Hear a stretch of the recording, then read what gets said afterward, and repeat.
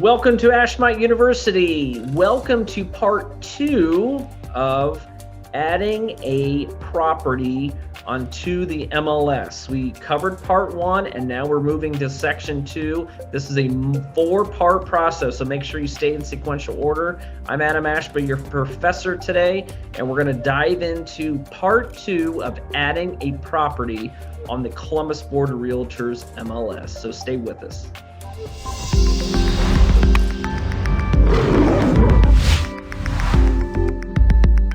Welcome back to Columbus MLS video training for Columbus Realtors. This is Add Edit or Listing Entry for MLS, Part 2.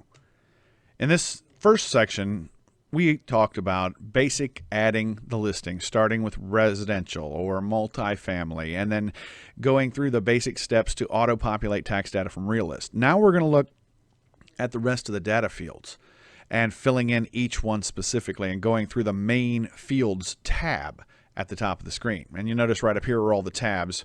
We have the general tab, and I can go back there and notice that there's the auto population information. If I go to the address tab, there's all the address information that was auto popped when we auto popped from Realist.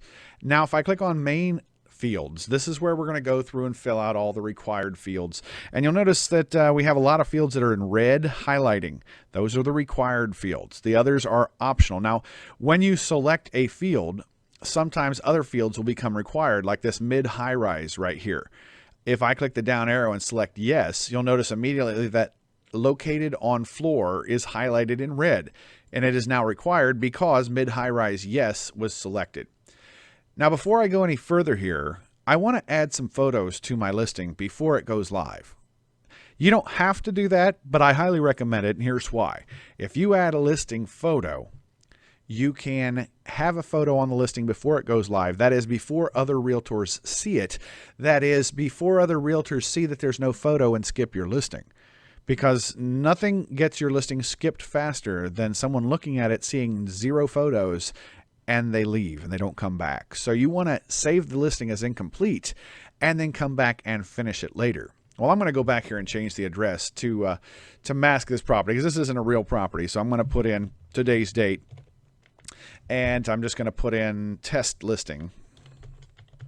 Now this is going to mess up my auto population of tax data because, or not auto population of tax data, I apologize, the mapping location that we talked about earlier.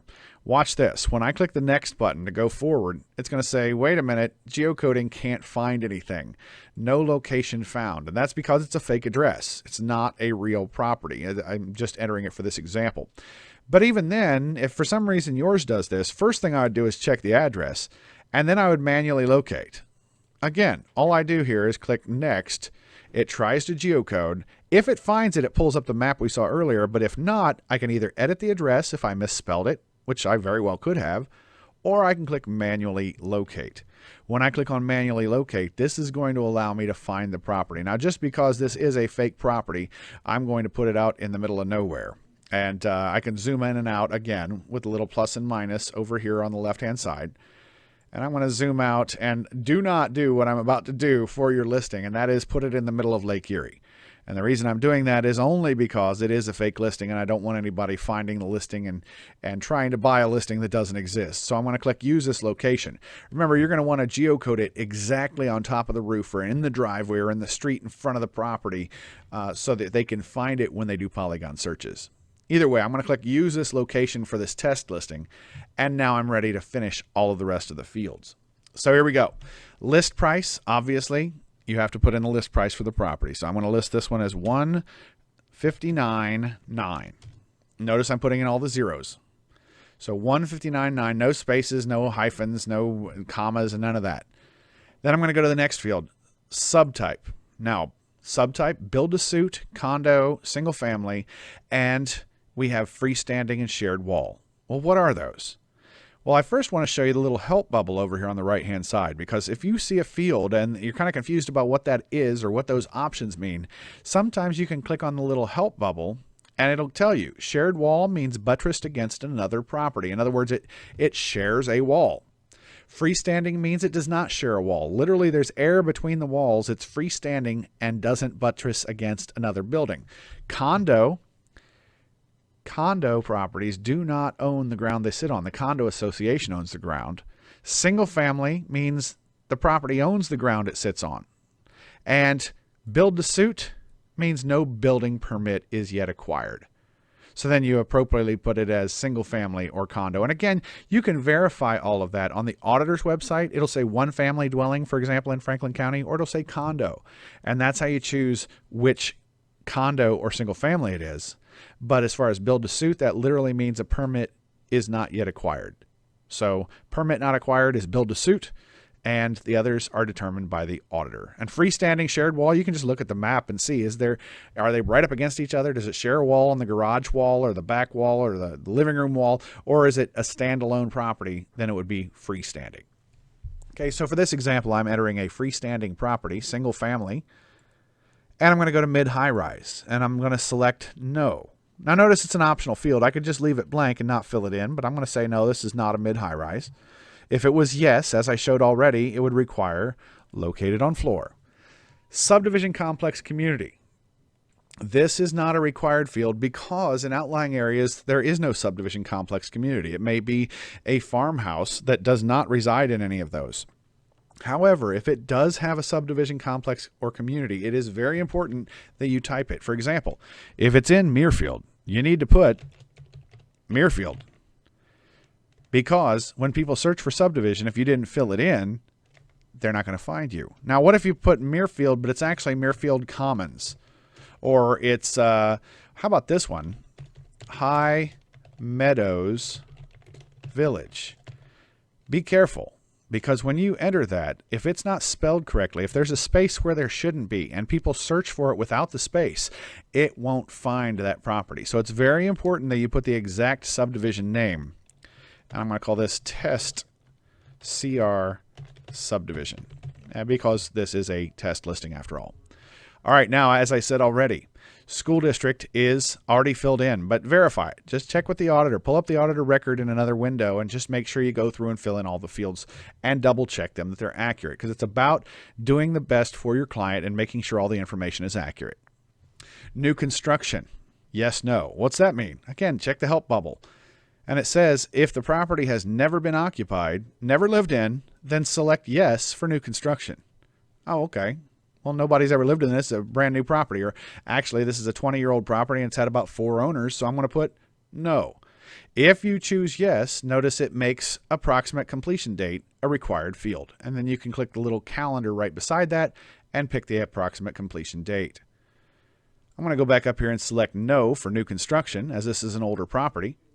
Columbus Corp Limit, again, check that with the auditor. Township, none, check that with the auditor. And when I say check with the auditor, you can actually open the auditor page, the property card for this property, and look it up, and it'll say city, village, or it'll say municipality, or it'll say corp. Those all mean the same thing on the auditor's website. And this one actually resides in the city of Columbus Corporate Limit on the auditor website. And township, it may say Mifflin Township, or it may say no township at all, because the city is eaten up the township so much that the township isn't really represented on the auditor's tax district description any longer.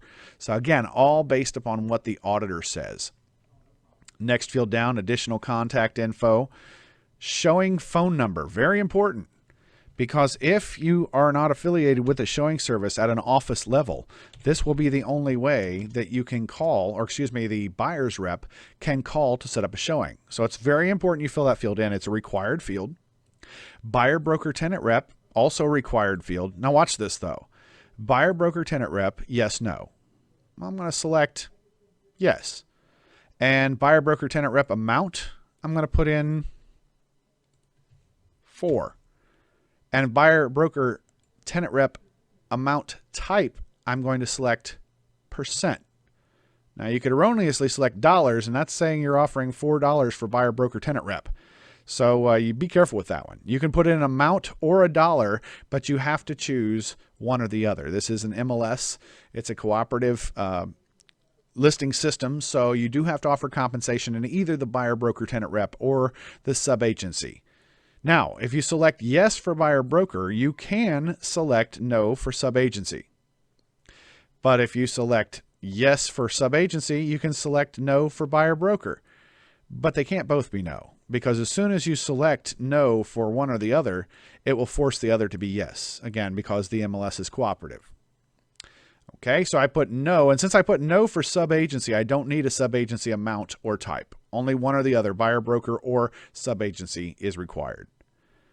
The next field down is sold non-MLS. You will only see this if you have admin or broker level login. Usually you will not see sold non-MLS, but it is important that you understand what it is. Sold non-MLS literally means it was sold off the MLS. That is, the buyer's rep represented or is in the MLS, but the seller's representative may not be. Or the seller may have had no representative. It may have been a FSBO, or it may have been a non-MLS builder, or represented by an agent who's not a member of our MLS. Maybe they're a member of a Southern Ohio MLS or Southern Ohio board, and they don't have an MLS membership, so it would go in as non-member. And that's what it will select if you choose sold non-MLS, yes.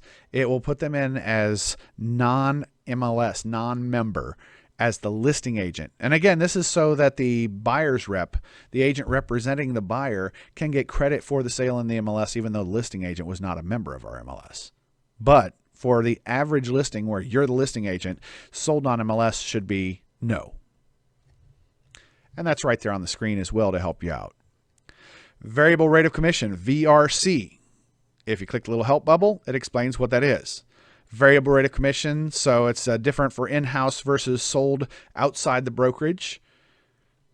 Scrolling down to the next one, tenant occupied, very important. Tenant occupied literally means there is a tenant occupying the property. Therefore, tenant's rights are in play. You have to schedule appointments. You can't just come up and show the property at a whim. Tenant's rights involve you scheduling that appointment so that the tenants are aware that it's going to happen. Also, tenant occupied means there's someone living there. Now, we already covered that, but what about you have an investor who wants to buy a property that already has tenants paying the mortgage that he's going to buy this investment property for, and he wants someone already occupying the house so that when he buys it, he's got an income right built into the system. That's what tenant occupied can be used for in addition to tenant's rights notification. So if it is tenant occupied, you simply click yes. Possession typically is immediate, or you can put whatever you want in there. List date. Now, this is the first date field we're going to talk about. You have 48 hours to enter the listing on the MLS. That is 48 hours from signed listing contract. And you click on this and you put in, so if I wanted to put in yesterday as my list date, that's fine. Now, longer than that, and it can be a data maintenance fee or fine for late entry of your listing. So keep that in mind, that you have 48 hours to get it listed on the MLS. Now, just for the record, any status changes in between, you have 24 hours for under contract or contingent or canceled or withdrawn, and then you have 72 hours from the closing to get it marked sold. But for the listing, again, 48 hours. Expiration date, whatever you have agreed upon for your client. So if I take this out and we've agreed that I'll have this sold by August 31st, I just select the calendar, or I can just type in the number right there. Now, another very interesting date field is the one right below that. That's showing start date. If you don't know what that is, we put it right on the screen here to make it clear what this is for. The showing start date is the ability to delay showings after list date for a period of time. So if you don't want to have any showings for the first week because maybe they're getting this property staged, or perhaps they're getting some work done on the cabinetry and they don't want people coming in until that's done, you can put in a few days or a few weeks. I wouldn't do more than that. Here's a problem. If I would put 9/30/2016 as my showing start date, I would never, ever recommend that. Not that date specifically, just the fact that that is 4 months away. That is literally saying that no one is allowed to see this property for 4 months regardless. And if they do come in to see the property, that could end up with an ethics or fair housing complaint.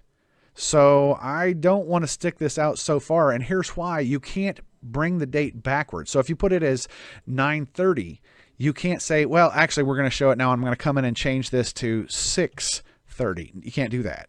Once you set the showing start date, it's set. So what I would recommend, set it for 6/1/2016 2016. That will give you 1 or 2 weeks to get this ready to go. And if you find that you're not getting what you need done to have people come see the property and set up showings, then you can always come back in here and modify it forward, meaning, well, we need to go to 7/1/2016.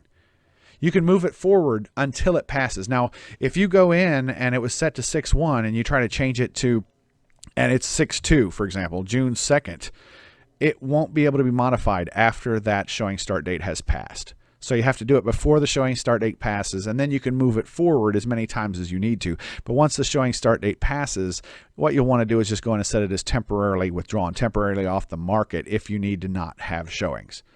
But that's the showing start date. If you have more questions, please contact technical support or the MLS department, and they'll be glad to help you with that date. I'm going to go ahead and, as I said, just give it a couple weeks. I'm going to do 6/1/2016. Then we'll have the property ready for showing by that time. If not, I'll set it out a few more days if necessary before that date passes. Listing agreement type, exclusive agency or exclusive right to sell. And then listing service, limited services or MLS entry only. So that's your listing service level. You don't have to select one of those, but if they apply.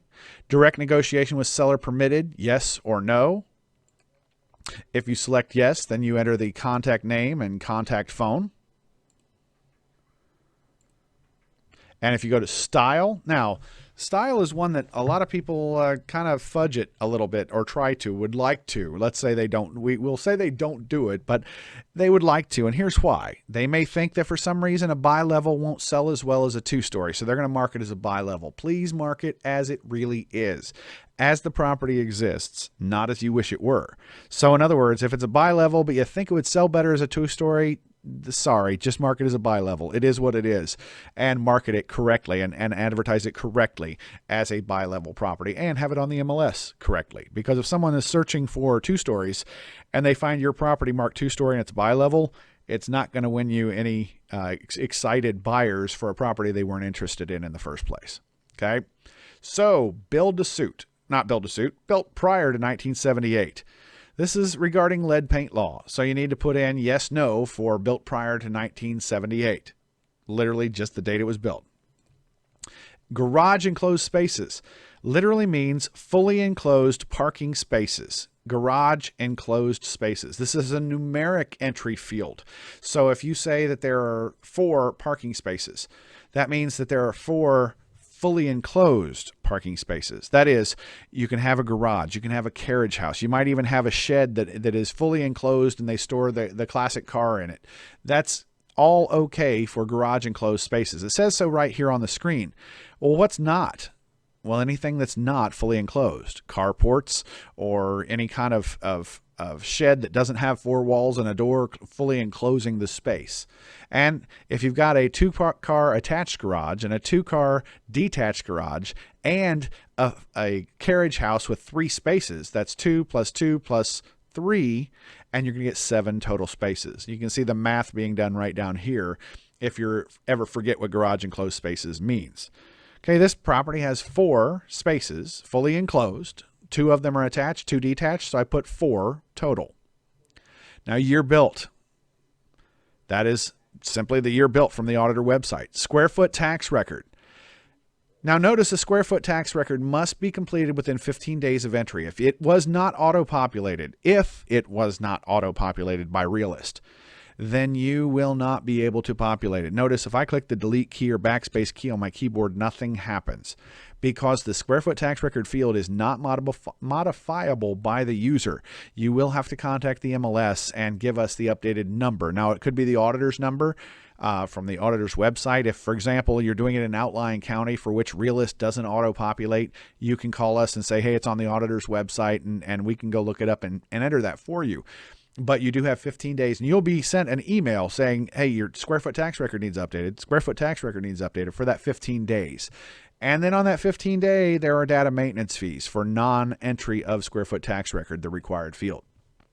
Now, the next one down, square foot ATFLS, is approximate total finished living space. And if you don't know what that is, it's written right there on the screen as well. This is the number that will be auto-populated by Realist, but is modifiable by the user. That is, if you go in there and say, yeah, well, it's 1858 square foot, but they've actually added on a little bit, they've added another extra rooms, and it's actually 2,400 square foot now. Well, you can put that in there, but as soon as you do, and watch what happens when I move out of the field by clicking the tab key, it blanks out the square foot ATFLS source.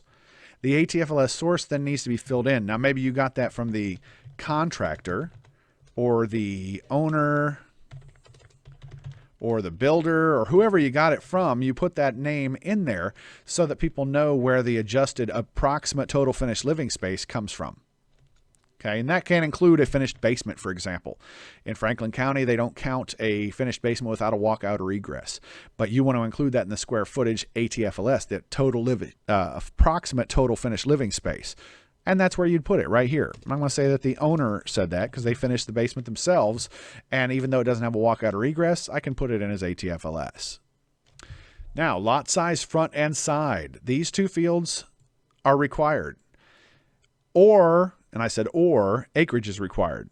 That is, you can fill in one or the other, lots front and side, or acreage. Now, just because a field isn't filled or required does not mean you shouldn't fill it in. For this example right here, if I don't put in the acreage, and if it didn't auto-populate, it did auto-populate in this example, but if it didn't and I don't fill it in, I just fill in lot size, what happens if somebody searches acreage?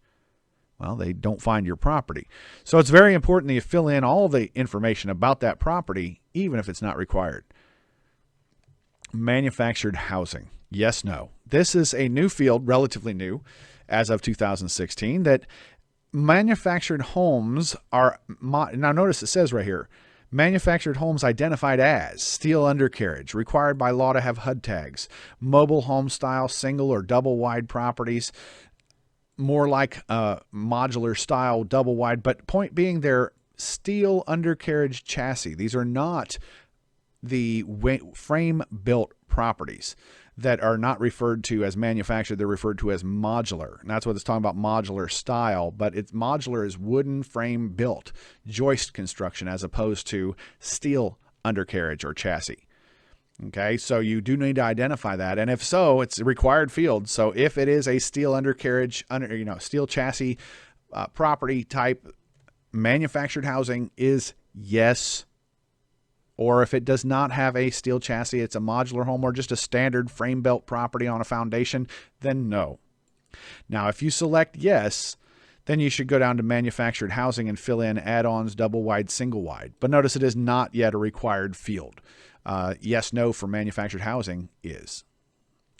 Next one down, HOA, COA, yes, no. Simply, does it have a homeowners association or a condo association?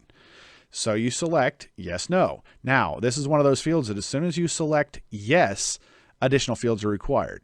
If you select no, then they're not. Now, that doesn't mean just select no so you don't have to fill it in. It means that it's very important that when you select yes for homeowner or condo or association, that you fill in the association condo fee. Let's say it's $200.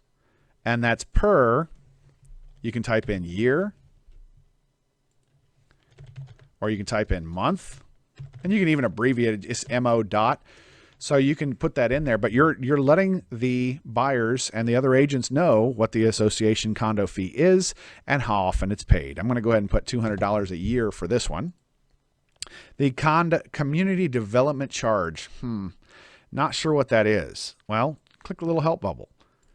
And it says charge must be verified with the county auditor and county recorder. Capital improvements available from the developer or title company, and there's an applicable charge. So these are community development charges for improvements to typically newer subdivisions, but they are becoming more popular, more common. And if you do have them, then watch this. I select yes, and then volume and page number, or instrument number and volume and page number are both required. So I'm going to choose no, because this property does not have a community development charge because of its age, but you need to check that on the auditor and recorder. Tax district number, automatically filled in by Realist. If not, fix it or fill it in. Parcel number, again, auto-populated by Realist. And make sure you do enter it exactly as the auditor's record has it. And this is only for the primary parcel number. Notice it says so right here on the screen, because right below that, it has multiple parcels. And if you select yes, then you can enter the multiple parcels in the additional parcel numbers field directly below it. Check no for this one, and I'm going to scroll down. Assessment tax year, auto-populated by Realist. Taxes yearly, auto-populated by Realist. Understand that that's going to do it one time, and then you're going to need to update that if the year passes. In other words, if I list this listing today in May of 2016 and it's still on the market come January, the auditor is going to release the new tax year data, and it's going to release the new taxes yearly in 2017. So I'm going to need to come back in and edit my listing at that point. So it doesn't auto-populate again and again and again unless you come in and actually click the auto-populate button that we clicked earlier. Otherwise, you just need to come in and edit your listing and update your taxes and tax yearly come January or February of the following year. Hopefully it won't still be on the market, but if it is, you need to update that information. Property description is literally description of the property. Notice it says no showings. Showing instructions or contact information in this field. So don't explain what the showing information is about or give contact information, meaning your telephone number or your website, because this is a public field. Public fields cannot have any branding. Again, it says so right there on the screen.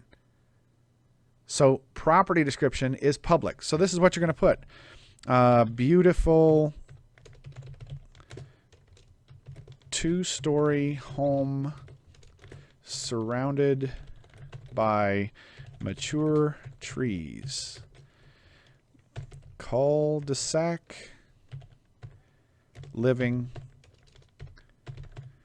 with neighbors. You get the idea. You're describing the property for sale. Don't say call Matt. That is a violation. Remember, this is a public field. What about this? Now, this is a tricky one. What about no showings until? Well, because of the showing start date, you are allowed to put that. So remember, I said I wasn't going to have any showings until 6/1 of 2016. So I can put that in the property description because that is public information. But now describing the showing conditions and when the showing will be, no, that's not allowed. That's what it means by no showing instructions. Only that no showings are still allowed, or you could say no showings allowed, that is. Or you could say showing start date is. Either one of those is acceptable in the property description. But otherwise, it should be only the description of the property. You know, describe the staircases, describe the woodwork, describe the living room, whatever you want to describe in there. Just do not put any branding of any kind. Now, the next field down is agent-to-agent remarks, and it does allow for agent-only communications. It does not go out to the public. You can put showing information in here, and you can disclose any other information to the other agent. So if you want to say, please make sure to call ahead, large pets must, remember what I said about showing information? This is where it belongs. Or maybe you want to put your telephone number. Or maybe you want to have an assistant that you want to have call to set up a showing, or you want to put in other information. You can do any of that. Call for more info before showing damage to floors. And then you can put 614-475 4000. Again, this is only in agent-to-agent remarks.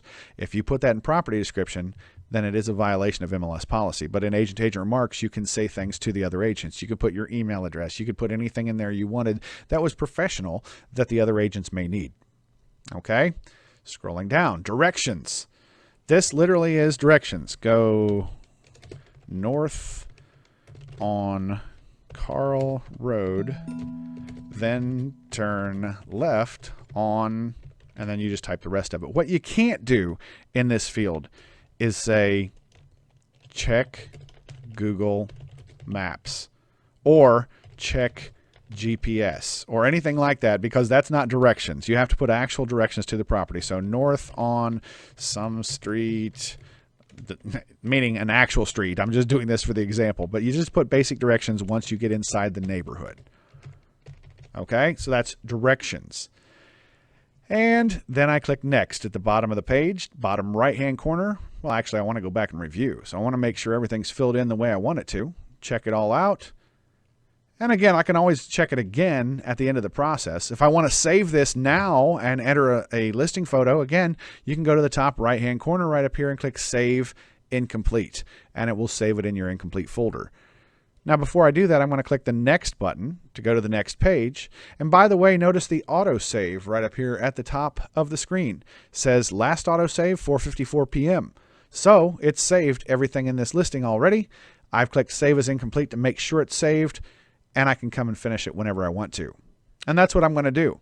I'm going to come back to this listing, so I'm going to click save as incomplete. If I wanted to continue, I could just fill out all the rest of the fields and move on, but I'm going to click save as incomplete. And then I'll go back, and maybe I wanted to add a photo. I could just go over to photos right here.